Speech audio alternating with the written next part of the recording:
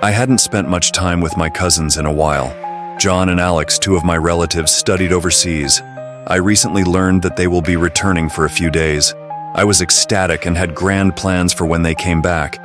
This would undoubtedly be a lot of fun for us. I got in my car on Monday morning and headed to the airport. The plane took off 1 hour late. Finally, they made it there. I ran to give John and Alex hugs. We hadn't seen each other in nearly 5 years. After getting into our car, we left. As soon as I got home, I made dinner. During our meal, we discussed the priceless memories we had created while we were here. Alex rushed into a discussion about our previous mountain trip. John mentioned that we ought to relive such moments.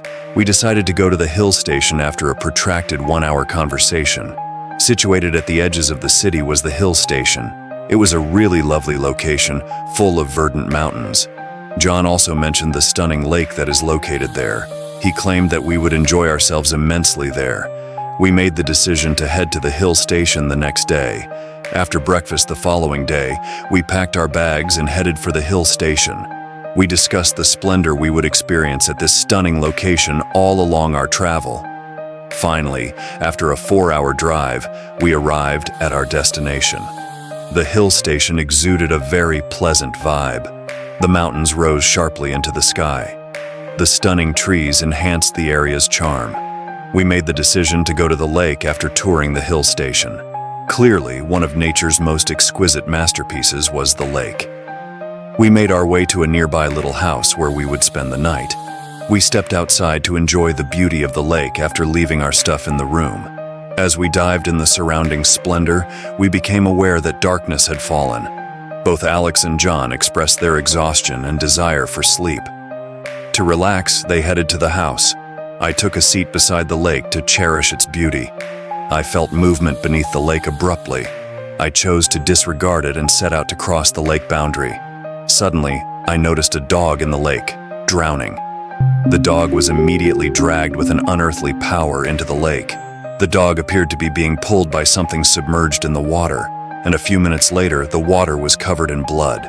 My body was filled with terror and disbelief at what I saw. I visited John and Alex and informed them about the incident. We observed some people by the lake tomorrow morning while taking our morning stroll. We learned that their child was missing when we got there. Last night, the youngster was spotted having fun by the lake. "There's a problem with this lake," Alex muttered, his body trembling. "This cursed lake has to devour the youngster." John comforted him by saying, "Don't worry, it's just your misconception." Abruptly, the air turned overcast. John headed to the lake for a swim. Alex and I went hiking on a little mountain nearby. John's yelling could be heard when we were having a great hike. We dashed towards the lake right away, and what we saw numbed us from head to toe. We noticed that John was nowhere to be found and there was blood all over the lake. I remembered Alex saying that there was a problem with the lake. We sprinted right away to find John. To find out if anyone had seen John, Alex went to the houses in the area. We learned that their daughter had been dragged into the lake last night when we arrived at the neighboring house. The lake was covered in blood after that. "No, John must be alive. The blood over the lake was not his," Alex answered, glancing at me. However, to our horror, it was the case. One by one, the bodies were being consumed by the lake, which had slain our dear companion. We got out of the deadly pit right away. We informed the police of all the occurrences that occurred there while we were making our way back home. To prevent further innocent lives from being lost in the lake, the police imposed a ban on the hill station. However, we were forced to accept the terrible fact that John was dead, and it would follow us into eternity.